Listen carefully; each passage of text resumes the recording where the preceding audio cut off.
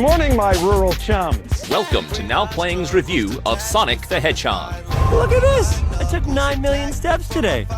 Part of Now Playing's video game movie review series. I was not expecting that. But I was expecting not to expect something, so it doesn't count. Hosted by Arnie. You are a weird little dude. Justin. Oh, this one is cute. Let's keep him. And Stuart. You are so cute. Me? No way. This podcast may contain detailed plot spoilers and mild language. No, this is not some fun family road trip. Listener discretion is advised. Here we go.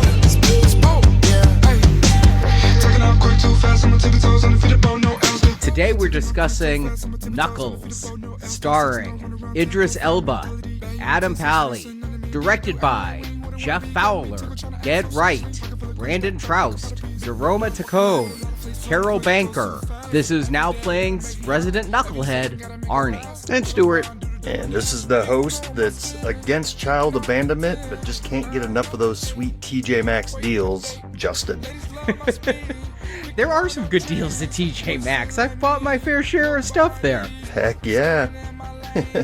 And one of many product placements. I mean, is that a product placement to say that a child was abandoned at TJ Maxx? Is just mentioning TJ Maxx enough to bring in some sponsorship dollars? Yeah, I think so. I think actually if you went to TJ Maxx, you could probably pick up spin-offs like this pretty cheap. This is, a placeholder? Something to keep us excited until we get the third Sonic movie. We're back in the video game retrospective, folks. I just want to point out it had been a hot minute. What was even the last thing we covered in there? Some weird Korean horror game. Taiwan. It was in Taiwan. I don't even remember what it was called. Yeah, vague memory of that, Stuart. I can't remember what it was called either. Remember not hating it, though. No, it was okay. Five Nights at Freddy's. Well, that's not what we were talking about. But... No, but that's the last thing we did. That is not a Korean video game, but yes, there was that, and I guess there's more of that, but I guess long enough to recover from what had been a pretty brutal franchise. You guys were talking about detention. Yes. You forgot all about Gran Turismo. Yeah. True. That's what the arcade does to your brain, man. You get through it and then you put it behind you. Put it in your rear view. Yeah, they're not recommends. I don't enjoy them. There's been a series of blah, at best blah, and at worst punishing films. I just love the video game retrospective series because no matter how bad the other retrospectives get, I can always go back and be like, but it wasn't as bad as Postal. That really is the tentpole around here. But we are back, and you know what? Sonic is a hit. He's having a big year, 2024. I guess we should all be excited this Christmas. We're getting a third movie, and it will have Keanu joining the cast. He's going to play, if you remember the stinger at the end of 2, there was some kind of Project Shadow creature. I mean, I have no idea what that is, but it'll be Keanu this December. Yeah, I went back and I rewatched Sonic 1 and 2 before watching Knuckles. Did either of you go back? Yeah. So I'm the weirdo who decided, I think I remember enough of that to not have to revisit. You are. You're totally good. You don't need to go back. You really don't. I just couldn't remember a whole lot about the sequel. The first movie, I remembered pretty well. It's a very basic story, but I'm like, where exactly did Knuckles come from? I couldn't remember his backstory, and I'm like, before I watch a spin-off show, I plan on rewatching the Sonic movie sometime before part 3 anyway, but before watching the Knuckles show, I'll watch the 2 movies again and refresh myself. And you know what? I know, Stuart, you talk about all the red arrows in the arcade, but these are 2 of the higher points, which means they're acceptable. They are perfectly fine entertainment. I did not mind rewatching. They made me laugh at times. I had a smile on my face. There's enough crap thrown at the wall that some of it sticks. It's funny, you say you didn't remember Sonic 2. I didn't remember Knuckles was the villain in Sonic 2. That's how little I remembered of that one. Yeah, it was almost like watching it for the first time, going back to it. I can't be as kind. They are everything thrown at the wall. And yes, there are moments of amusement, but I stand by my tepid not recommends. They're not great for adults. If you have kids, maybe not so bad, but they're really not classics. I think there's enough for all ages. There's enough jokes that only the adults would get that it kept me amused. But yes, I mean, this is definitely a franchise aimed at all ages, not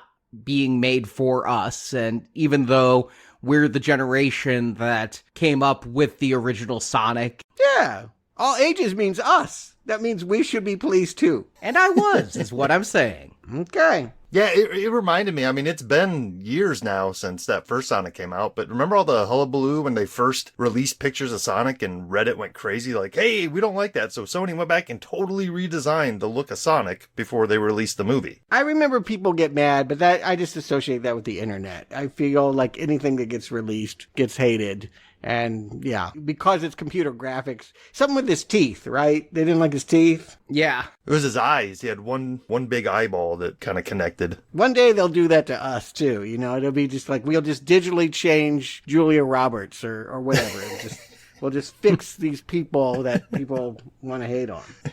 You said it's been a hot minute since Sonic. I mean, that did come out in January of 2020. One of the top grossing movies of the year for 2020 because there weren't many. Mm-hmm. Height of the pandemic. But the appeal is held on. I mean, it isn't Super Mario Brothers. I want to just reflect on the fact that that was one of the biggest movies of what? Was that last year? Yeah. God, that feels centuries ago. But yeah, it seems like even though we're done, video game projects are kind of all the rage. You know, it feels like they're getting TV series, Fallout, Halo, The Last of Us. Twisted Metal. Yeah, I feel like it's not going away. If anything, there's more and more nostalgia as gamers grow up. Yeah, for many years, I mean, there's a generation that their entertainment is video games rather than going to the movies. So now they're trying to get that generation with the entertainment that they like. And it's kind of working. I don't know if you guys paid attention to when Knuckles came out, but I guess it broke Paramount Plus streaming records, whatever that means. Yeah, it's so hard to measure what success is because streaming services are so opaque with their numbers, but they tout this as a huge success. And I wasn't sure what to expect. I gotta say, I wasn't really jazzed for Knuckles. I didn't watch it when it first aired. I watched it just for this review. I didn't pay a whole lot of attention to the buzz surrounding it. Was there any, really? I mean, I guess it's Sonic related. And if you pay attention to the ad, it makes you believe that Tails and Sonic are in the thing. That you really think that it's going to be a threesome. And yes, maybe you know Jim Carrey's not coming for this, but they wanted you to believe. They even use footage from the movies. They bring the director of the movies in for the pilot episode, that it was going to be like having a movie at home. Yeah, the conspicuous absence for me, especially having watched the movies, is that they didn't get James Marsden to even do a cameo. You know, I could guess they're not going to get Jim Carrey back, but come on, James Marsden, he can't show up for a day. He did hop, damn it. Yes, I agree. But yeah, no, he's out of town. I heard that line. Tom's out of town. They get his wife in for a minute. I mean, yeah, Marsden already kind of feels like the guy you get because the other three guys said no. And here he is saying no to even just making a pop-in appearance here. Can I say no? I mean, I thought we said no TV series. Is this a miniseries, or is because this was a big hit, are we killing ourselves and reviewing multiple Knuckles seasons to come? This has been declared a miniseries, according to Wikipedia. Oh, well. And they said that this is a self-contained story, and I think, you know, they could do more Sonic the Hedgehog based TV series in the future, but the plot threads in this are wrapped up. So it wouldn't necessarily be a season 2 per se. Yeah, this tightly woven script really solves all the riddles that are set out here. Oh, geez. Well, I'll tell you this, I'm walking off the set if there's a standalone. Yeah, well, there will be, right? That's the threat of success is, oh, okay, well, let's do more of that. I think, again, just when I thought I was out, video games are pulling me back in. Let me just say this. I have been watching all the news articles I can regarding Knuckles, because the day of recording, had I seen they announced a season 2, we would not be talking about Knuckles. Mm-hmm. Yeah, there's a reason we didn't cover it when it came out. Yeah, we were white knuckling it. I'm like, please don't let there be more. Or maybe we were wishing that there would be, because yes, we don't cover TV series here at Now Playing. We would have only covered this if it promised to end with these 6 half-hour episodes, which added up together are pretty much just a movie length. Yeah, long for a Sonic movie, although I thought part 2 was pretty long, running at 2 full hours. And here, we're running 2.5 hours if you skip the credits each time, the opening credits, which I found hard to skip. I like Scandal, but if you skip the opening and closing credits, you can get through this thing shorter than a Dune movie. I found them hard to skip because the Paramount Plus app is kind of wonky. I'd hit skip and it'd go, yeah, here's a minute into it, still playing The Warrior. You know you want to hear it. You don't want to miss the best part. But Arnie, tell them what happens in these 6 episodes. Space Echidna Knuckles, voiced by Idris Elba, is having trouble adjusting to his new life living on Earth, a roommate of Sonic the Hedgehog and Tails the Fox. He longs for his warrior life and seeks out a new challenge. Knuckles has a vision of Pachacamac, a dead Echidna leader voiced by Christopher Lloyd. Pachacamac tells Knuckles he must take on an apprentice and pass on his warrior knowledge. Knuckles settles upon hapless Green Valley deputy Wade Whipple, played by Adam Paley. Wade was recently dropped by his bowling partner Jack Sinclair. Wade wants to make it to Reno to play in a tournament against his absentee father, Pistol Pete Whipple, played by Carey Elways. Knuckles decides to train Wade while on a road trip to Reno. But the pair is hunted by a couple of rogue Guardian Units of Nations, or GUN, agents. They are trying to capture Knuckles so the Echidna's power can be taken by a mysterious inventor known only as the Buyer. Knuckles is captured, but Wade rescues the Echidna. The two then hide out at Wade's mother's house. The mother, Wendy, is played by Stockard Channing. At Wendy's house, Wade squabbles with his FBI agent sister Wanda, played by Edie Patterson. Bounty hunters attack Wendy's home. Though Knuckles and the Whipples fight off the first wave, Wade is captured by his former bowling partner, bounty hunter Jack. Using skills Knuckle taught him, Wade defeats Jack in a duel. Jack runs off, and Wade partners with Jack's new bowling partner, 8-year-old Susie Barnes, as Wade, Knuckles, Wanda, and Wendy head for Reno. When they reach the biggest little city in the world, Wade reunites with his father, Pistol Pete. Pete seems welcoming of the reunion with his son, but when Wade starts to do well in the bowling tournament, Pete sells his son out. Pete partners with the rogue gun agents to capture Knuckles, but Knuckles overpowers the agent. In the bowling finals, it's Wade versus his father Pete,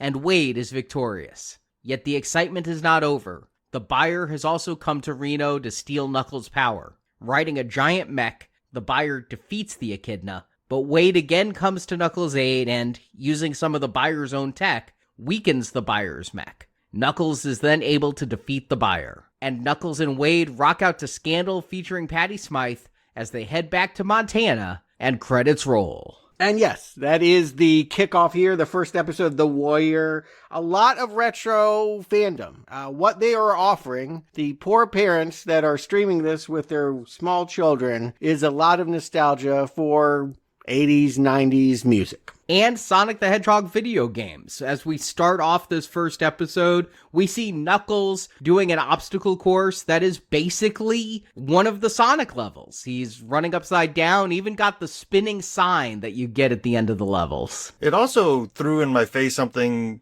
nostalgic-wise that I just wasn't ready for being in that era yet, which was burning CD-ROMs. Like, I know I haven't done that in forever, but, like, they're putting these on screen like, hey, remember when we used to do this? It's like, oh, yeah, I guess that is long enough ago that some people are going to be kind of wistful about those days of making CD-ROM mixes. Yeah, Sonic is the 90s. That's what I'm hearing. And so anything that was associated with the 90s, the Warriors was what, 1985? I think it predates the 90s. But for the most part, there's a lot of 90s nostalgia here that they're milking. But is there nostalgia for Knuckles? I've already griped about the fact that I never played this character, never heard of this character. I like Idris Elba, but I'm sorry, this whole series feels like a referendum on Scrappy-Doo. We don't like arrogant, like humorless side characters that only want to put up their dukes and fight and have no sense of humor and don't get it. He's the wrong guy to follow. Why can't we just have a Sonic at home? Why go Knuckles? I think this is a chance to give Knuckles a focus. Sonic is saved for the big screen, and this is going to give him a chance. I mean, Knuckles was introduced in the same movie as Tails, and now he's going to be in the shadow of Keanu's new character. There's not going to be a whole lot of time to explore this. You got Idris Elba, and I think that Knuckles is a funny straight man in this show. I think that he is a good choice to center this around.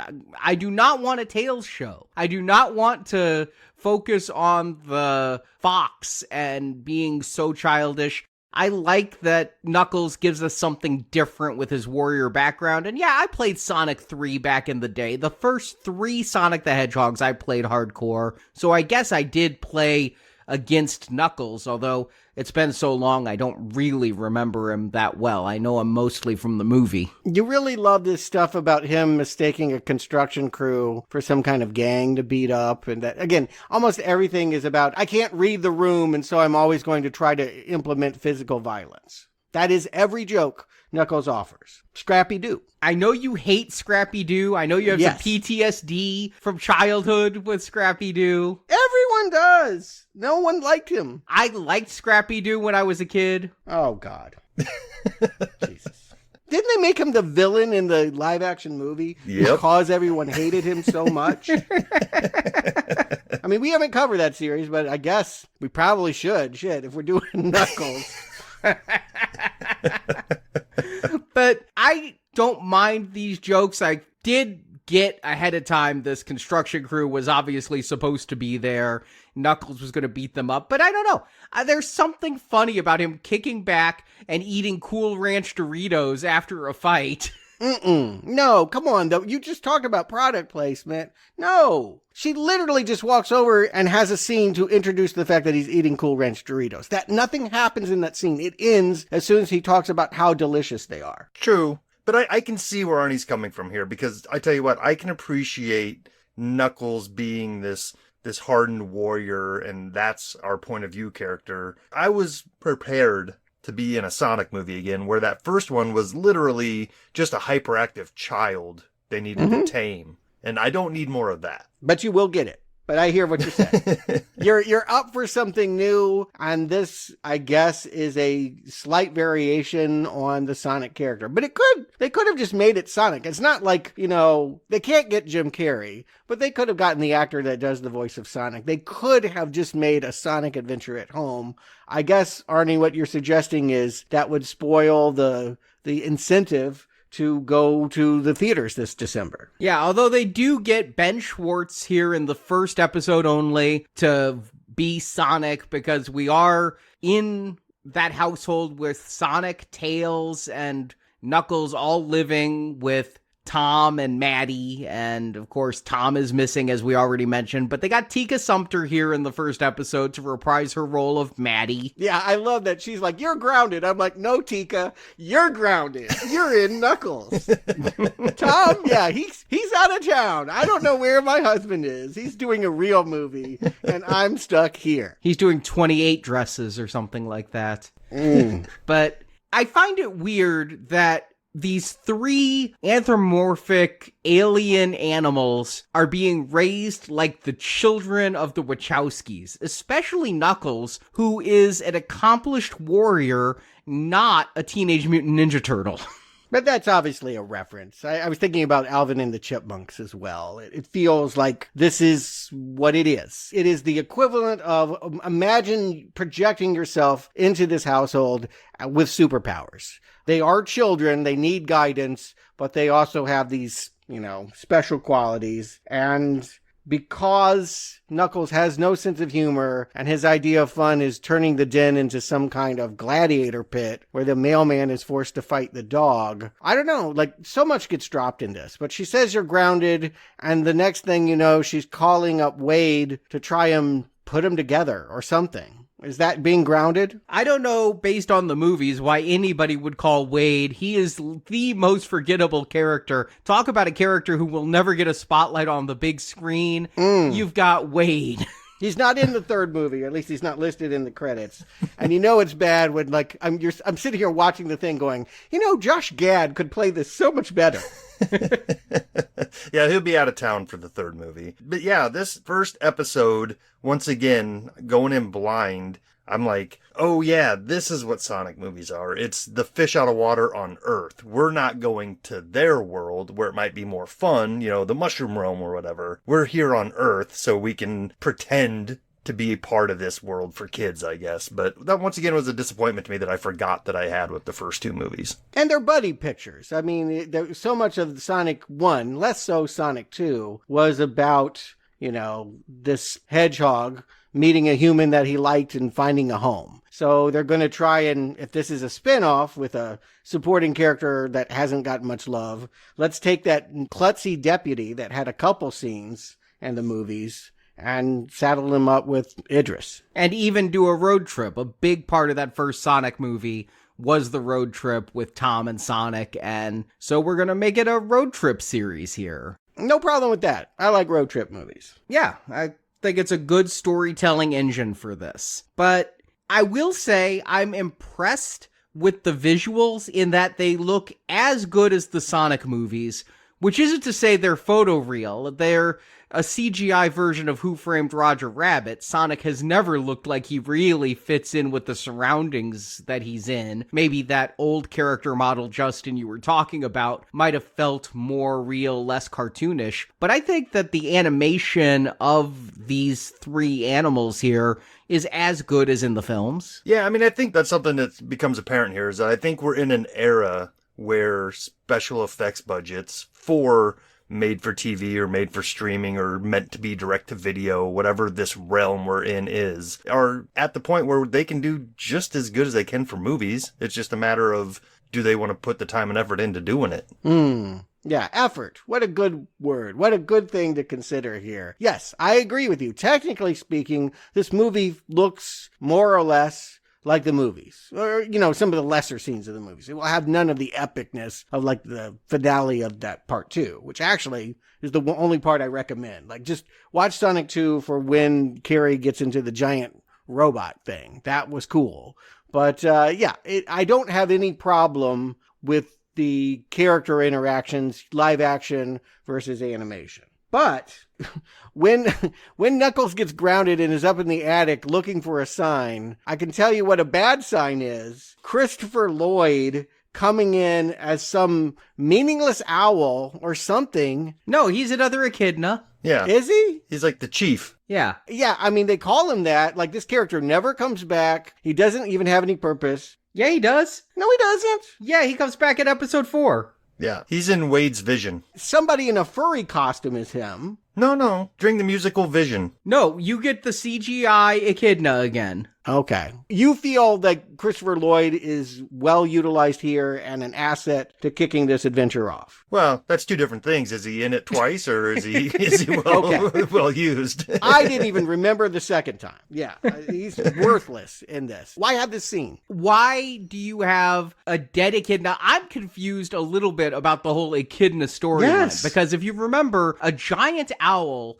was raising Sonic. So we're supposed to think of the owl as a protector. But yet, what we are reminded of here is the giant owls wiped out the entire Echidna race, and Knuckles is the last surviving Echidna because of the owls. So are the owls evil? I'm confused about the whole owls. But why we get a vision of a dead Echidna twice in this series, and why Christopher Lloyd is doing that voice. No, this is a lame plot contrivance. We already had Tika Sumpter saying, I'm going to put Wade and you together. We didn't need the ghost of I thought he was an owl. You're telling me he doesn't look like, he's not red. Yeah, he's paler red. He's faded because he's older. Okay. If you say so. I was very confused as to what he was or why we needed him.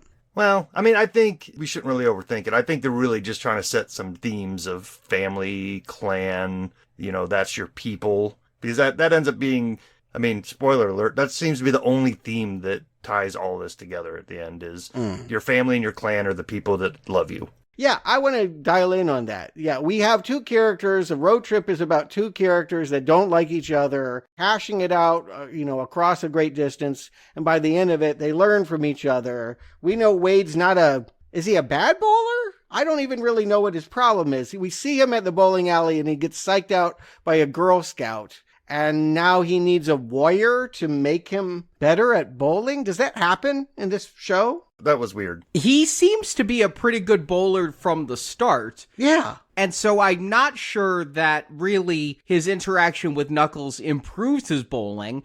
I mean, the best bowler in the world is going to do the exact same 9-pin hit at the end of the series as Wade does at the beginning of the series. So bowling a 300 game is hard for even the world champs. Eventually you miss a pin. So I think we're set up to think Wade isn't a good bowler, but I'm not sure that ever gets sold. What I keep going to, when I think of bowling movies, I think of Kingpin. And I think of Randy Quaid and his journey in Kingpin and how he does improve bowling because Woody Harrelson teaches him technique and such. I don't see Wade as, being a 120 scorer here in the beginning who's going to be scoring near 300 game at the end. I don't see that anything Knuckles teaches him applies to the bowling alley. Well, it doesn't. But what we're learning about Wade here is that he can't stick up for himself. He gets kicked off the team and replaced with a Girl Scout. What Knuckles is going to teach him is that he has to stick up for himself eventually. It's not about the bowling. It's about self-confidence. Exactly. One of those lessons that little children can cling on to. And Knuckles, in turn, doesn't feel connected to Earth. He's off doing his own thing. He doesn't seem to like being there. He's anxious. And hanging out with Wade, has he found home? Is this where he's going to be? I feel like this show, it's real basic, and yet it can't even make simple steps. Well, yeah, I mean, I think with Knuckles this isn't home, but he has no home to go back to. So he has lessons to learn as well. But if only. Again, I'm not trying to set a high bar here. I know this is a spin-off of a video game movie series I haven't liked very much. I'm trying to be as gracious as I can, and this thing is failing at every turn. I don't know if you're being as gracious as you can. I mean, I don't think you're giving this a lot of grace here. It's not any good. I mean, I can't because everything here is bad. I will admit that the plot setup is weak. However, I'm enjoying the vibe of the show, when they start hitting the road and Wade is trying to come up with a nickname for Knuckles, Knuckington Bear, Sir Knucksalot, Knuckles Cage. I'm laughing. I'm finding this amusing. Nuck, who's there? Come on. Yeah, and I guess once again, I'll split the difference here. I'm not hating this. I'm not finding any deeper meaning that I can, sink my teeth into and, find out more about myself by watching this. But at the same time, I'm chuckling every once in a while. Okay, I mean, I'm not trying to take away a good time for someone else. I'm here to tell you I'm completely bored, and that will not change. And as we progress through the show, I see them shedding plots as opposed to tying things up. They start out with ideas that just kind of go away. This whole gun thing. Whose gun? Why is this happening? We meet these two people that are like men in black, and she acts like I've been studying aliens and it's really important. Does she ever matter? Willoughby? Mason? I mean, Gun is the organization that was introduced in Part 2. It was formed after Part 1. It stands for Guardian Units of Nations, which is an organization, basically the Men in Black, to protect Earth against aliens. And in the second movie, if you remember, the sister-in-law was marrying that guy and he was an undercover gun agent and the whole romance was fake. And no, we've never seen Willoughby and Mason before, but we've seen that organization. I know who they are. And when I see that these two are rogue gun agents, I know who the bad guy is going to be in this series. It's pretty clean. Yeah, I'm not confused about that. They're mugging it up. What I'm saying is she'll end up taking him to an abandoned ski lodge and say, I've been studying you and I don't know why. I don't know why any of that happens. I mean, I remember the gun agents, not these two particularly, but I remember the organization from before. But the question I'm having now is Dr. Robotnik presumed dead? Are we supposed to be surprised when we go to the theater to watch 3 if Jim Carrey's in the movie? Jim Carrey is in the third movie, and I imagine there's no way that they could convince him to do this series. I guess what I'm saying narratively, I feel like they were kind of acting like Dr. Robotnik's dead in this world. Yeah, they think he's dead after part 2, and keep in mind, Jim Carrey had announced his retirement. He might have actually been dead after part 2 because they said they weren't going to recast the role. They'd find a new villain if they couldn't get Jim Carrey to come out of retirement for part 3. So, as far as the Sonic universe knows at this point, he has passed away. He died when that mech crashed and he fell off of it. Okay. Yeah, and there's like 4 people auditioning to replace him here, and none of them have that much impact. 2 of them are these characters. We have, Kid Cudi. The music thing must have failed him because he seems to be turning up more and more in these kinds of bizarre Bill and Ted, X, now this. Like, what's the theme here? Who is his agent? Why choose these parts? He is a working actor getting gigs, and that right there is worthy. Yeah, but I don't know what's driving him. Again, this character acts like she's going to be the big villain, and she doesn't have a plot. If anything, she's working for another guy who used to work for Robotnik, who seems to just want to collect red quills. Yeah, that is, again, not very clean, really hand-wavy, but yes, that guy... I don't think he has a name. No, he's just called the buyer, and he, wants to steal Knuckles' power. This has been a big thing that went through the Sonic movies. We want to steal your power. Robotnik wanted to steal Sonic's power in the first one, and then somewhat in the second one. I don't even know exactly what that means, but... Right, I agree. That's terrible. Again, these are the words I'm coming to. You say I'm not being kind. This thing is in shambles. It has nothing driving it. I don't understand what anyone is doing, and I find very little of it funny or engaging. That has to be said, because the vibe of this show is really going with me. I'm finding it to be amusing. I'm enjoying when we get into the second episode, as you mentioned. Knuckles has been taken captive by Willoughby and Mason at the ski lodge, and Wade is preparing for it. You get I Need a Hero playing, way overused, but in this context, I think it works. We're having the fantasy of the rescue where he's like this James Bond agent. If you're not enjoying the humor of this, then yes, there's nothing here for you. But I'm finding it lighthearted enough that I'm enjoying it, even though I realize it's wasting my time. That dream sequence goes on too long. Yeah, and I'm okay with this until I realize that we have more episodes to go and they don't know what to do, so everybody we meet just ends up getting kidnapped at some point. Why are they here? Why are they at a ski lodge? Why is no one else here? What's going on? I mean, I can't answer that. Why is nobody else there? They couldn't afford the extras. And it would have been more confusing if you had collateral damage when the explosion finally comes. But what we're supposed to think is Willoughby and Mason here have just captured Knuckles to deliver to the buyer, and that would have happened if Wade hadn't stepped up. This is a chance for Wade to clumsily start following some of the stuff that Knuckles has talked about with honor and victory and battle. Yeah, and I did find this a little funny. His fantasy of how it was going to go down plays out, but then, that doesn't happen, and he just kind of bumbles his way into it and accidentally frees Knuckles. Again, do you really like this pairing? Like, do you think that, Knuckles and him are... I'm hearing you guys say, yes, this is funny. I don't hate it, and compared to Sonic and James Marsden, I feel like there's a little bit more liveliness here. Oh, you're throwing down. This is better than that. Damn. Wow. Okay. I don't agree. And I'll say I came into this literally dreading watching this, okay? I'd seen the trailers. I knew it was Wade and Knuckles, and I didn't even know Wade was in the series because I hadn't rewatched it. So I knew it was Knuckles and some doof, and I was truly dreading it, and I'm finding it works. I'm finding it to be a fun, buddy cop formula type thing. You know what it's given me is Ewok movie vibes, where it's like, Oof. I was promised Star Wars and I'm sitting here watching this, and it's got some of the flavor, but it's not the main dish. And I think once you accept that, you're like, okay, I'm just going to go along with this.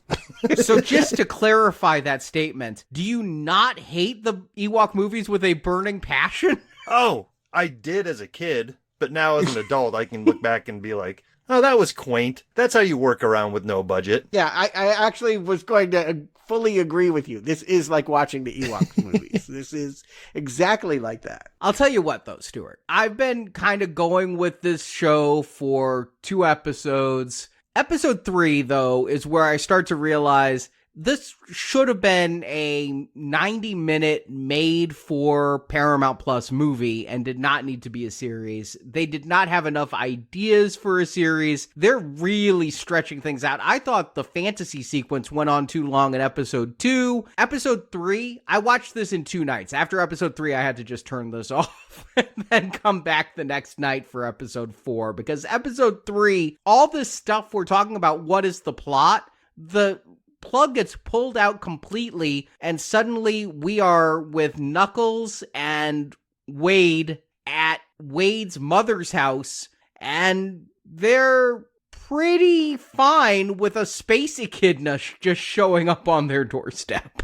I think the most shocking thing here is seeing Stockard Channing again. Yeah, I mean, I don't know what to say. Like, in some ways, she's the best actor here. Right? She's a pro. She's doing a Jewish joke, asking if Knuckles is Jewish. Grateful that he's there for the Shabbat's dinner. And we have a lot of squabbling. I suppose that this is where Knuckles is learning what home is, and that this is becoming his family. In a better written script, that's what I would be seeing. Yeah, family and tribe. There's some little life lessons for youngsters here, talking about some Jewish holidays and traditions and stuff like that, and how being Jewish is more than just being a family. It's part of being a bigger tribe that had strife throughout the years. But yeah, I mean, this is where it starts to circle around itself again, though, right? Like, this episode kind of slows down, and we spent the whole time trying to establish the family theme, right? To be fair, they are hiding. We were told at the end of the second episode, all of a sudden, just over the radio, because they're headbanging to scorpions and eating more Cool Ranch Doritos or whatever. And suddenly they just find out that the FBI wants them. I have no idea why. The FBI is not Gunn, and Gunn was acting alone. But suddenly they're just most wanted, but only for this next episode, and then that goes away too. It just means that 4 heavies suddenly know where they are and think they can get a $10,000 reward for Wade. Too little too late for this episode. There is so much of Wade arguing with his sister, and I get having strife with adult siblings, but this sister Wanda is so petty and so unfunny, childish. I was kind of disappointed because this actress is in The Righteous Gemstones, and she plays almost the exact same character, but she's playing against 2 petty brothers, and it's in much smaller doses, so it works better there, with better writing, obviously. But she's doing the same thing here, and it comes off too much. Like, I feel like we're watching 10-year-olds rather than grown-ass adults. Yes, it bothered the hell out of me and goes on way too long. If there was less of it, I wouldn't mind it as much. And almost cruel. Like, again, if you're thinking this is for young kids, that she sticks him with the fork, I was like, why are we being that violent? Yeah. Yeah, for lots of reasons, tonally speaking, this episode feels really off from the whole rest of the series. And some of it is that it seems to have no road trip to it anymore. But it also just feels like suddenly I'm paying way more attention to Stockard Channing than I am these, mismatched buddies. Yeah, it's crazy. And admittedly, Knuckles is paying more attention to Stockard Channing's character of Wendy because he is really bonding with Wendy, whereas the 2 siblings are just too busy fighting with each other. But we do get some insight into Wade's character. We get to see his bedroom. He has Teenage Mutant Ninja Turtle bed sheets. Now, I don't know about you guys, but before every episode of this, I was shown a trailer for a new Paramount Plus Teenage Mutant Ninja Turtle series coming out in August. So I'm thinking there's yet another product placement, as well as I'm guessing those are all Paramount-owned pictures on the wall, all of those different movie posters. Yeah, I did a rundown. Yes, Beavis and Butthead and Addams Family and Big Lebowski. I guess that's the bowling reference. They should be ashamed trying to pass this off as a Coen Brothers project. But yeah, you see lots of ideas about what they might be grasping for here. And it's sad. I don't really see in this moment, again, how does Wade become more like a warrior? He hides behind a cardboard cutout of an American gladiator while Mom and Knuckles have the fight with the bounty hunters. Giving compliments where I can for this shitty episode, I do like this fight with Knuckles and Wendy in the kitchen, where the camera does this whole 360 as they're fighting with pans and everything. Now, the fight feels slow. You can almost just tell they barely choreographed it enough, and they're still going through it slower than they should for this type of a fight. But I thought it was a good camera move. They're trying to be visually dynamic. And this director, we're not getting illustrious people behind the camera here, but he had made a movie called American Pickle, which I think is some kind of Seth Rogen, Jewish, kind of Fiddler on the Roof kind of joke here. I think that he was still making that movie. It feels like he wanted to make a cultural comedy and was not interested in Knuckles at all. This episode feels like a miscalculation. Yeah, well, it feels like filler. Arnie already hit it on the head where this feels like they might have had enough story to go with a 90-minute movie, but now we're sitting here needing to fill out 6 episodes to make it a season. Yeah, I don't know why the sister, if she does, have a turn. Why she ends up liking him. I guess maybe because of what happens in episode 4? She never really ends up liking him. She's still kind of mean to him when they finally get to Reno, so I don't see that as evolving. I think that's supposed to be a running gag, is that the sister is so mean, and yet we see in this fight, the sister herself is completely incompetent as an FBI agent, and Wade is the one showing up, but she never respects him for it, I don't think. Well, she's following him to Reno, which in of itself means she's cheering for him. I think she stands up during the tournament. So there's some kind of turn. We are supposed to see that this is a family that has been broken apart because Dad left them at a TJ Maxx. Or maybe this is just all a litany of people that have paid to have their products marketed in an all-ages, highly streamed Paramount Plus show. It's starting to look more like the latter. But if we're trying to track a plot here, I think we're supposed to see that this family is coming together. And some of that is because this coward man baby in episode 4 gets a chain around his ankle, dragged down the road, and is suddenly being hauled in by his best friend, the bowling team champion who didn't pick him for Reno. Yeah, Jack, the bounty hunter.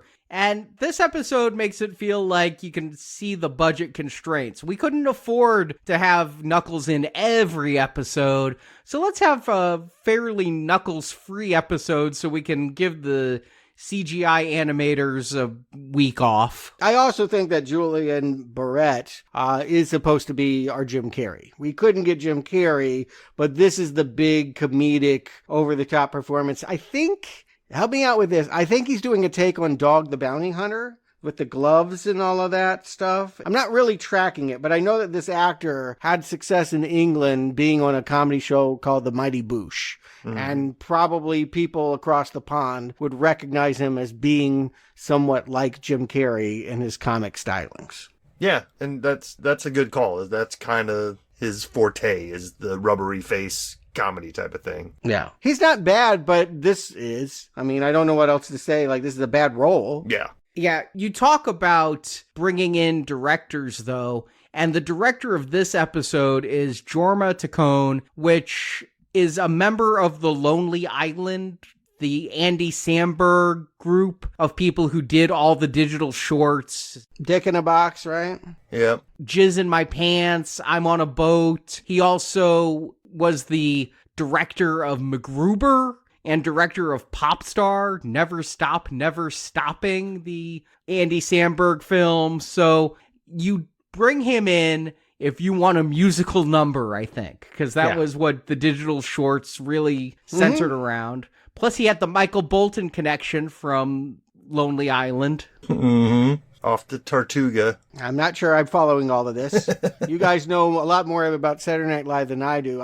I patted myself on the back for even knowing Dick in a Box, but none of the rest of it do I know what you're talking about. But yes, this inexplicably becomes sort of a Michel Gondry, almost like musical, in which we have Sonic kind of scenes done with wires and practical effects and stop motion.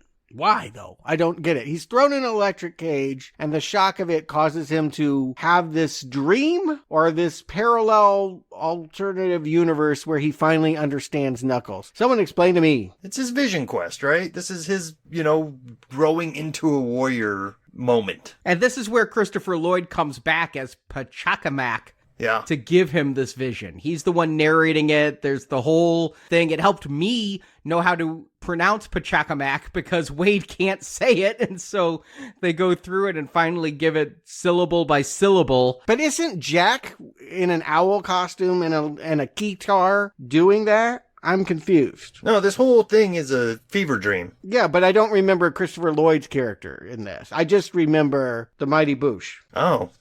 He's basically, he's behind the desk at the bowling alley. He would be the guy you get your shoes from. Oh, right. Okay. All right.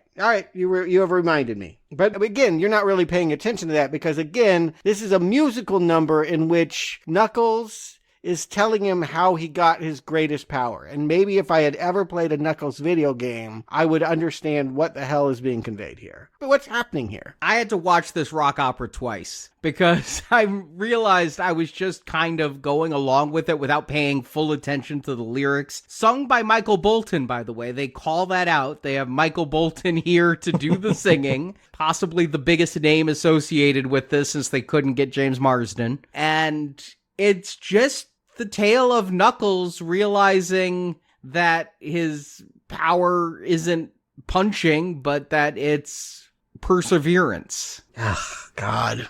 I mean, really, come on. Aren't we all angry at this? Give me this a little bit. This is shit. I hate this episode. I hated the last episode too. These two middle episodes should just be skipped. I mean, they are really bad episodes. Where are Kid Cudi and the other gun agent? We barely see them. We just get these random bounty hunters. But this is Wade learning what he needs to learn in order to do his journey. I just wish they hadn't gone so far in on this rock opera that I find terribly unfunny. I can't follow it. I don't know what's going on. Again, I kind of like the idea of staging Sonic scenes, side-scrolling, and that 3D bonus round. All of that was like hitting my nostalgia for playing the old games. I'll give him that, but I don't know what's happening, and I don't know why Wade learns anything. All of a sudden, he's just shooting out of this electric cage and getting on a kid's bike and jousting and cutting off ponytails. Huh? What? Yeah. The biggest problem here is it's filler. Like, all of these episodes, especially these last two, are just fine, but only you need 5 minutes of each of them, not 29 minutes of each of them. This is where you're really starting to feel the weight of this being a TV series. Because not only does the rock musical end, we learned that he didn't learn his lesson, so we go back into it. There's two parts to that. And I still don't know what the lesson is. The episode is called The Flames of Disaster, and that's some kind of power move that you can do in the video game, I assume. Maybe. Yeah, I mean, I guess the lesson is that somebody's not always going to be there to save your ass. You got to do it yourself. I guess. Loosely. Maybe. Sure. Whatever. Doesn't matter. Let's move on. Yeah, I mean, we have the jousting with Jack, and Jack runs away, never to be seen again. And now, what is terribly underplayed is that this bowling competition is doubles, and Wade was going without a partner, or maybe, I mean, he points out that Knuckles has no fingers, so he can't bowl, he can't put the fingers in the holes, and so he needs a bowling partner, and he's going to team up with this 8-year-old girl who was going with Jack and her parents, I'm happy to say. I'm glad her parents are there, or else that thing would have been really weird. Yeah, where is the thing? It's this mess where we can't even establish what is. This should be about Knuckles and Wade, right? You're right. What happened to Knuckles? I feel like, particularly in episode 4, he's not there. And once it's all about the bowling stuff, he's not there. So what is he learning? How is he contributing? Yeah, these are basics. This is not me nitpicking about this is not working, this is not working. This whole thing is a shambles. These episodes are bad, and I can't believe they literally stopped the rock opera in the middle so that the fire demon can talk about how great Facebook Marketplace is for shopping. I mean, it's forehead slappingly bad, and I'm really ready to red arrow the whole series after episode 4. But we're only 2/3 of the way in. We still have 2 more episodes to go. Episode 5, they arrive at my favorite city in the U.S. Longtime listeners know how much I love Reno. Yeah, I you know what? I don't even really like Vegas, so like Reno definitely doesn't do it for me. But I guess it fits in the idea that this is a wonky world where, you know, in Reno, this bowling competition is the Super Bowl, right? That's how it's coming off. And they roll into Reno with the song from Office Space, "Damn It Feels Good to Be a Gangster." I kind of liked that. I did not know there was a clean version of that. I was listening real hard for what they were replacing the N-bomb with, because I was like, wait, what? No, this is a kid show. You can't. Oh, okay. Because that song is famously... I can't decide if they're making fun of Reno. Yes. When they're like, Kevin James is headlining here. The mall cop? That's how you know it's top notch. I can't decide if that's pro Kevin James or anti-Reno.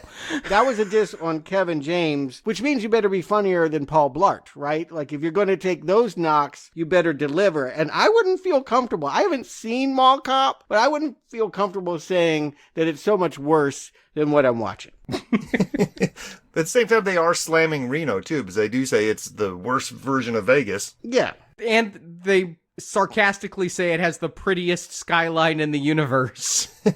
Yeah, no, it's trying to throw some kind of shade, but again, I've not found any of this funny. And enter Pistol Pete, the man that left them at TJ Maxx, is going to be the main competition for Wade, and this is him maybe getting over his daddy issues. I don't even understand, even now, why did he leave them? Selfishness. He left them because he's selfish and wanted the glory and the fame of being a bowling champion, which you could do while married. I'm sure there are plenty of married bowling champions. Right. Why was that a choice? Why did he have to choose between family and bowling? At TJ Maxx, no less. So my question is, and I don't even know if I care to have it answered, but so they just avoid the whole idea that Pistol Pete is also his sister's dad, or is that not a thing? But she does not interact with him at all, nor does she care to even pretend like that was her dad. Listen, the family dynamics here confuse me because I looked it up. Stockard Channing is 80 years old. Now, I don't know exactly what kind of glorious postmenopausal birth that was that she had Wade, but then also she did this with Carey Elways, who is 19 years younger than her. Good for her, right?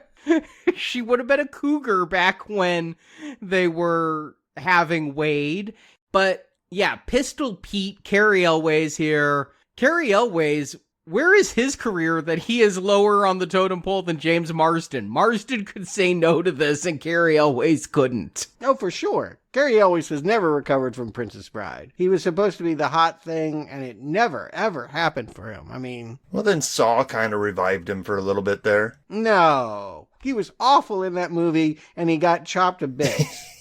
That's not a revival. That's just like, you know, you're a star when you go in that realm. All right. But he was not a leading man for a long time, and I don't think that this is a particularly funny caricature. I don't know what he's doing. Pistol Pete? Like, what's the joke? He's wearing Union Jack merchandise, and so he's British? That's a joke? I think what they're doing here is literally just ripping off from movies that the parents of the age of these kids would remember. So, like, now we're getting into Kingpin ripoffs, like Arnie mentioned. Mm-hmm. Lebowski or something. Yeah, I agree. And I know it's made up, but can you just steal a joke from Dodgeball?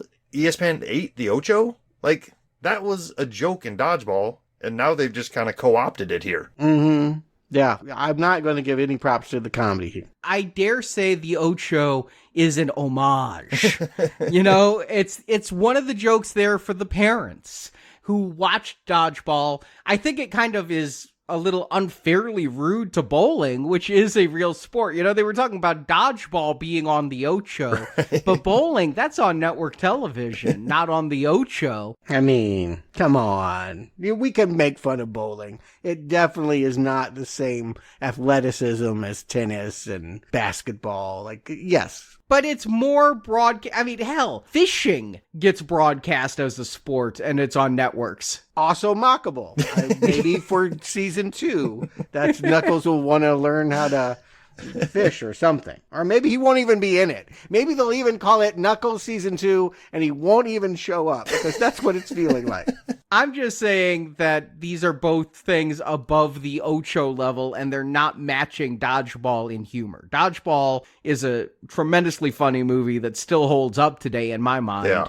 And so when you're bringing up the Ocho, you're making me wish I was watching Dodgeball. Never seen it. Can't speak to that. I can say I don't want to be watching this. But I'm kind of enjoying this episode again. It's coming back to basics. It's got the family connection with Wade reconnecting with Pistol Pete, and it's going counterintuitively. Pistol Pete has been carrying around Wade's mix CDs for going on 30 years now. He's had the CD wallet with him at all times. And I'm thinking this is where they needed to go straight out of episode 2. We could have skipped 3 and 4 and gone straight from the ski lodge to Reno, and it would have been much stronger for it. I'm into the family dynamics and into the bowling tournament. Yeah, and it helps me, honestly, that Paul Scheer and Rob Hubel are here. These are two funny guys that I enjoy seeing, and I think, you know, they're hamming it up, but they are bringing some funniness to this here. Yeah, they're no Gary Cole and Jason Bateman, but they're good. True. I don't know what that means. You need to watch Dodgeball. Okay. They were the announcers for the Ocho in Dodgeball. Yeah. It's a bold strategy, Arnie. It feels like they minimize the tournament. It feels like it's a montage set to music. Maybe for the 100th time, Patty Smythe. No, take it to the limit from Scarface. Okay, yeah, all right.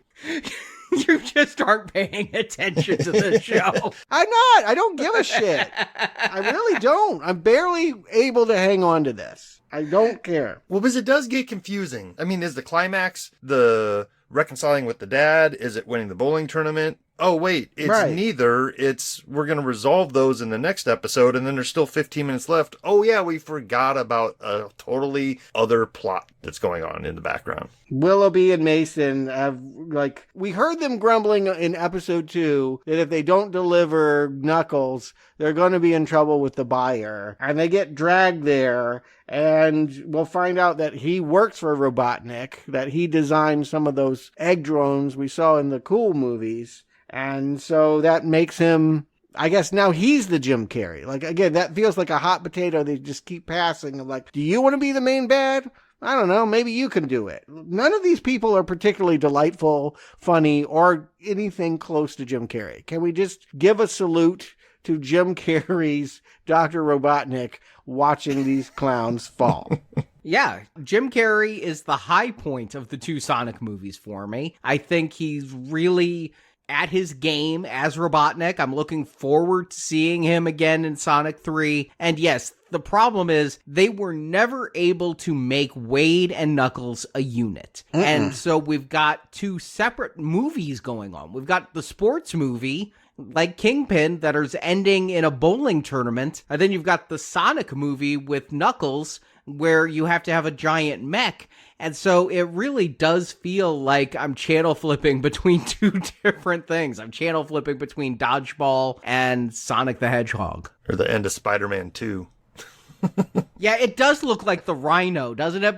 Doesn't it? Yeah, it is. I put that in my notes. I'm like, oh my God, it's the Rhino with whips. Mm-hmm, with the Hound. That gun is teaming up with Dad to get Knuckles. I don't quite get, but I guess if they capture the sister and the mother, that will force Wade to throw the tournament. Dad is worried that son will beat him, so he wants him to drop out. But does anyone think that Knuckles can't handle these clowns? Does anyone think that by Wade putting him on the elevator, he's, condemned him? You know what? I actually was emotionally invested in that scene. When Wade betrays Knuckles, I'm like, no, don't do it. Give him some kind of sign. Let him know you've come all this way. I saw this as a character step backwards, and I felt bad. Knuckles got betrayed so many times in Sonic 2. I was tired of seeing Knuckles get betrayed.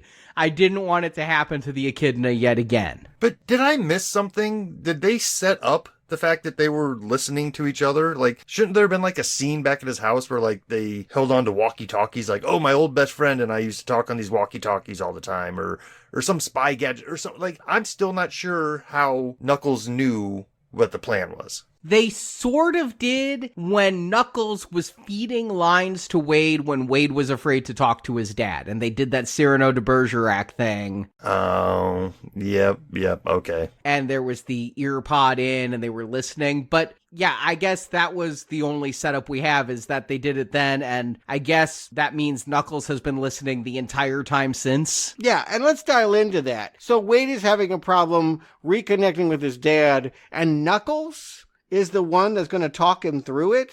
And what world was he the smart one with the saying the right thing? That wasn't even his character. But that's the joke, is that he says the wrong thing and you get Wade saying all these strange things. That's the funny part. No, he wasn't saying the wrong things, and then he gets distracted by a furry walking by, because there's a furry contest, and what he's saying to the furry is what Wade says. It was mascots. They weren't furries, but... What are mascots but furries? I mean, that is... Your mind is going to some filthy place, but mascots are furries. You get what I'm saying. Knuckles was never the guy to be Cyrano de Bergerac, and this thing is just grabbing at anything. Again, it doesn't even seem to care its references anymore. Whatever they can stick in here, it's shoddy. I'm finding some of these scenes, like when Wade is delivering Knuckles' stilted lines, I thought that was amusing. I think Carey always is amusing enough in his broad caricature. I'm understanding that there's problems here, but this episode has me back in the vibe.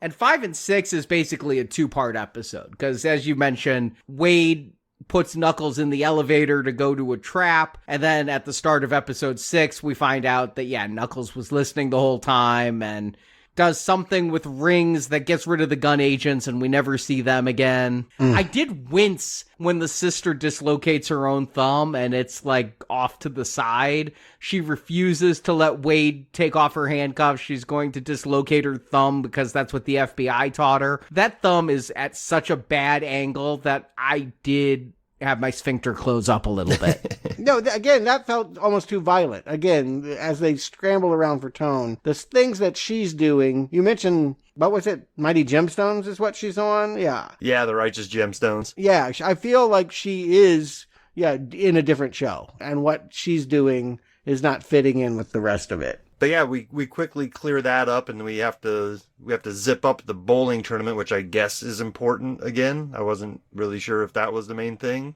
And then if you pause it right after Wade wins the bowling tournament, you're like, wait, there's still more time to go here. What are we still doing here? Yeah, again, I'm thinking of this as a sports movie.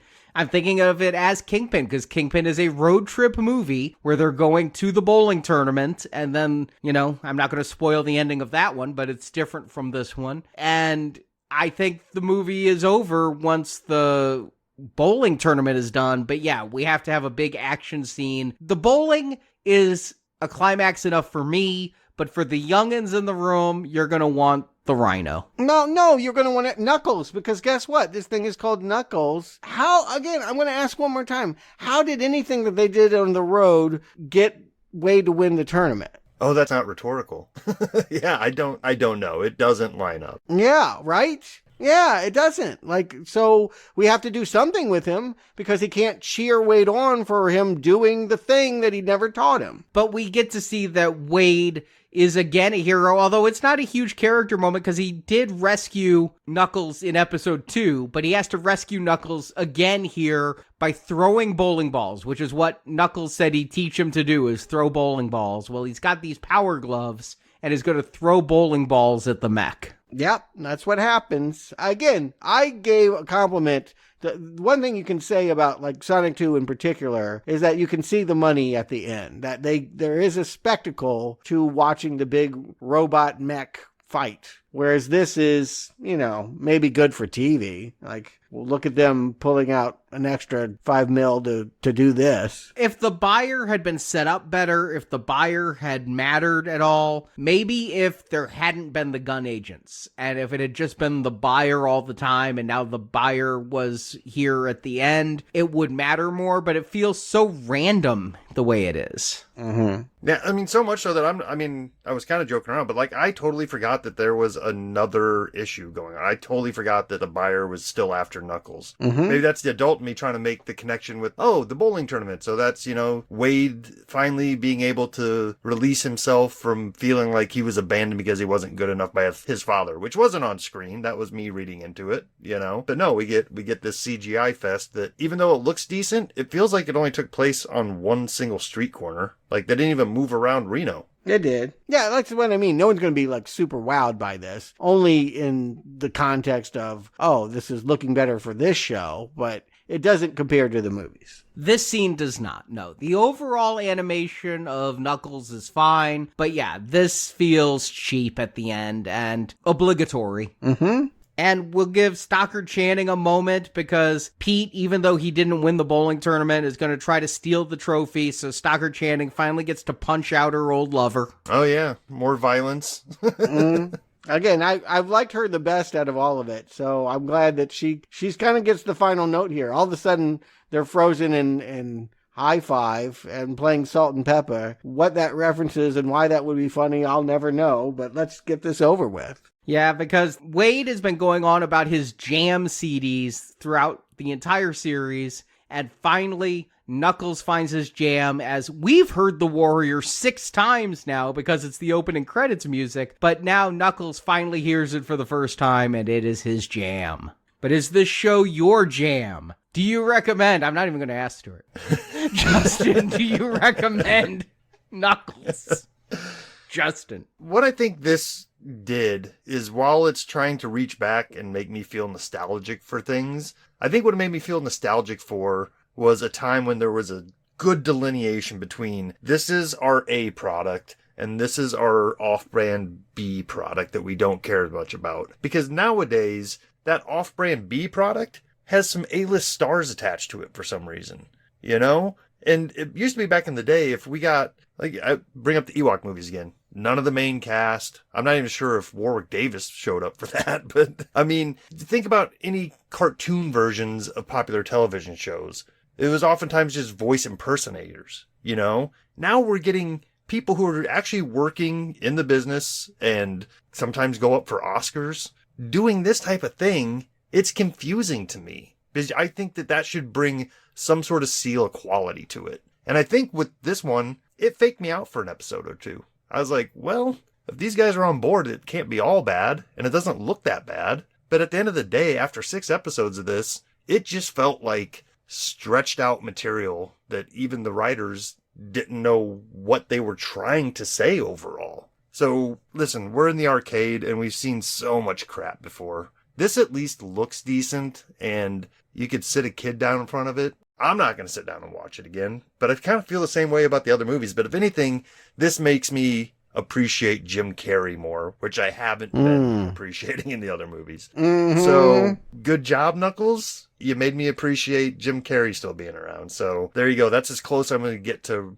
recommending this. Is if you want to appreciate the movies a little bit more than you already do, give this a watch. But other than that, no, you can skip this. Stuart. I mean, I am here, right? I need to say something. made me watch this, so yes, I have thoughts, and most of them are about the Sonic movies at this point. You know, you say that Jim Carrey was the best thing at the top of his game. He was the best and the cringiest thing about Sonic, right? There was a pain. Jim Carrey might have been the best thing in the Sonic movie, but that wasn't Jim Carrey at his best. And it was sort of cringy to see him 20 years beyond doing that in children's entertainment, even though ultimately we appreciated that he did the effort. Because what happens when you don't try? What happens when you just walk through? You get Knuckles, a project where absolutely nobody cares. Everyone is sailing through this, giving minimal effort, barely. I mean, again, why did Idris Elba do this? He could go DJ in Berlin and make what he made off of this silly, meaningless show. And you should know, like, here's the thing. I did not grow up with kids' entertainment. I watched adult things when I was a kid. I don't have a lot of nostalgia for it. But you knew. You knew, like, when you went to the video store and you were like, oh, this looks like Gremlins, and you bring it home and it's Munchie. And that's what this is. This is, or as you say, Justin, this is, oh, I think I'm getting Star Wars, and I got, Caravan of Courage. This is not the same thing. You told me it was, you lied to me, and even a child would know that the Emperor has no clothes. Even a child would know that the fun of the Sonic movies, and I think it's sparing, is completely devoid. You know when, like, Spielberg's name was on something, but it was Harry and the Hendersons, or Batteries Not Included. And this thing pretends to be what you liked, and is not. It is garbage, and you're right to not want to watch it. It's trash. Well, I will be the lone voice of dissent. After that scathing not recommend, I feel embarrassed to stand here and say, I laughed. I found it funny. And that's all I wanted out of this, was some amusement. After rewatching the first two Sonic movies and realizing those are also extraordinarily narratively flawed, but amusing. In large part to Jim Carrey, but not only Jim Carrey. I did find the anthropomorphized animals to be amusing in their own way. And here, I like Knuckles. I think he was a fun character to put this around because of his stilted line deliveries. And I think Idris Elba is a gem for this series. Wow, a gem. Come on now. A gem. A gem. That's partially a pun because he's protecting the giant emerald, but... Okay, all right. Really, I want to hear you say it one more time. Idris Elba is good in this. He made you laugh. Yes, he made me laugh. Okay. I've never seen him DJ, so you say maybe he could go DJ. If he DJs as well as he Knuckles, I would like to see him DJ, because I enjoy him as Knuckles, and believe it or not, and I wouldn't have believed it before watching this, because I came in with my arms pretty crossed, but Adam Paley wins me over as Wade. I ended up really being on his journey of reconnection with his father and wondering, would he win the bowling tournament? And it's because I've seen Kingpin that there was a question mark in my head. Maybe he would have a victory emotionally, but not a victory on the bowling lanes. So I was in a little bit of suspense. I thought episodes 1, 2, 5, and 6 of this were diverting. I thought episodes 3 and 4 were really painful and stretched it out too much. But that's enough for me to put this where I've put all the Sonic entertainment, which is a weaker recommend. It's not great, but if you've enjoyed the Sonic movies, I think there's enough here to spend the 2.5 hours on, to spend some more time in that universe. I had fun. More controversial than that. I'm not here to disparage people that when they laugh, but you're telling me that this is the same entertainment value as Sonic 1 and 2. You're going to get the same good time. That is not true. You're lying to people. No, I got the same enjoyment of humor. There's no Jim Carrey here to steal the show. It's more spread out, but I probably had the same number of laughs during the series as I had during either of the Sonic movies. Wow. So no, I don't think I'm lying to people. Wow. That's amazing. This is such a drop in quality. Episodes 3 and 4 are painful, and those are why I really hemmed and hawed on the recommend, was 3 and 4. But 1, 2, 5, and 6... I enjoyed so much more than I thought I would. Clearly. How? I'm almost marveled at your ability to, it makes me want you to watch other children's entertainment and just see if you would like Zach and Cody's Sweet Life. That show wasn't bad. Apparently not. Yeah. Probably better than this.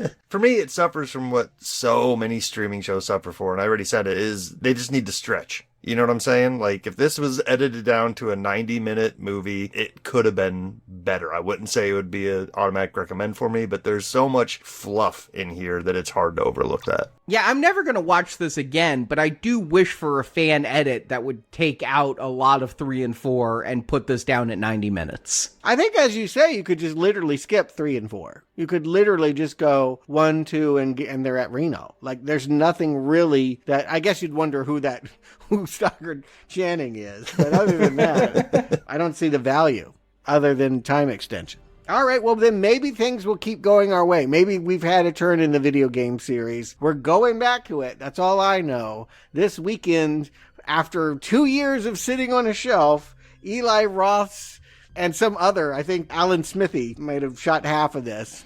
Borderlands is here. I don't know much about these games, but I'm starting to play them in preparation so that I have some background. But hey, the cast looks good. Cate Blanchett, Kevin Hart, Jack Black, Jamie Lee Curtis. I'm with you. It should be a whole lot better than I'm feeling it's going to be. I know it based on its style alone. It has this cool kind of comic book cel-shaded live action look to it, and that's enough to get me interested. In the meantime, I'm always interested in falling into M. Night's traps, and he's got a new one. Something about a pop singer that got a serial, what if Taylor Swift's era concert also had a serial killer at it? Is, I guess, the hook. What's funny is when I first saw the trailer, I thought it might be another concert movie, the way that trailer starts. I'm like, well, Beyonce did it, T Swift did it, who's doing it now? M. Night's daughter.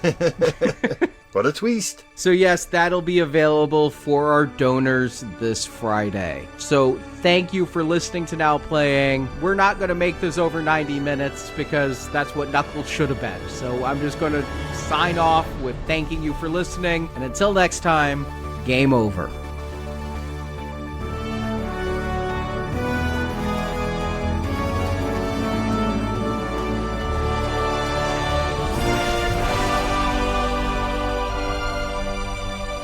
So should we get out of here? Yeah, time to go. Thank you for listening to this episode of Now Playing Podcast. That wasn't too bad. We hope you've enjoyed the show. I love it, I love it, I love it, I love it! Come back to NowPlayingPodcast.com each week for another new movie review podcast. We do have fun, huh? Also at our site, you can find hundreds of other movie reviews, including Star Wars, A Nightmare on Elm Street, Independence Day, the Avengers films, Back to the Future, Batman, Superman, The Fast and the Furious, and more. I feel just like Vin Diesel! It's all about family, Tom. Now Playing Podcast is a show without any sponsors or ads. We rely on support from listeners like you to keep Now Playing operating. How are you not dead? I have no idea! You can donate to the show and, as our thank you, receive bonus podcasts. Over 150 bonus movie reviews are available to choose from on the Now Playing Podbean page, including Alien, Night of the Living Dead, Jurassic Park, Ghostbusters, Indiana Jones, Lord of the Rings, Psycho, Troll, and more. That sounds big. It's been on my vision board for years. Find a full list of available bonus shows at nowplayingpodcast.com/donate. Clearly, I'm not going to be able to do this on my own. You can also join the Now Playing Patron campaign through our Podbean site. Patrons of $10 or more get a new exclusive movie review every month, plus even more perks, including one where you can pick a movie for our host to review. Find the details on our website. Okay, let's do this. You can help us out by leaving us a 5-star review on Stitcher, Podbean, iTunes, or your other podcast store of choice. And please, 5 stars. You can follow Now Playing on Facebook and Twitter, where we post announcements of new episodes and where the hosts post movie mini reviews. Links to our social media pages are available on our homepage. I just thought you might like a latte with steamed Austrian goat milk. Of course I want a latte. I love the way you make them!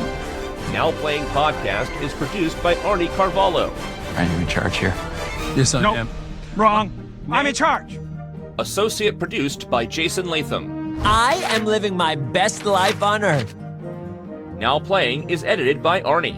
Work smarter, not harder. Now Playing credits read by Brock. It talks. Almost constantly.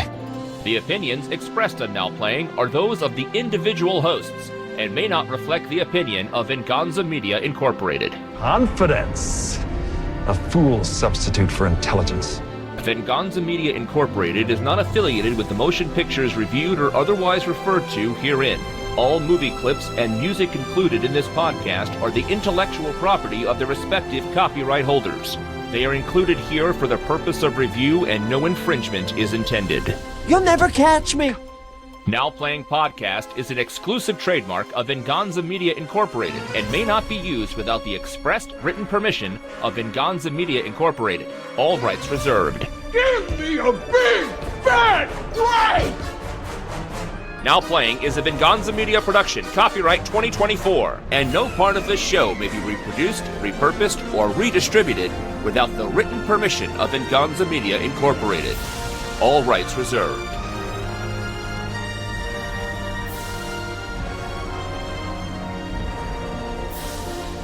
The time for talking is over. It's time to push buttons.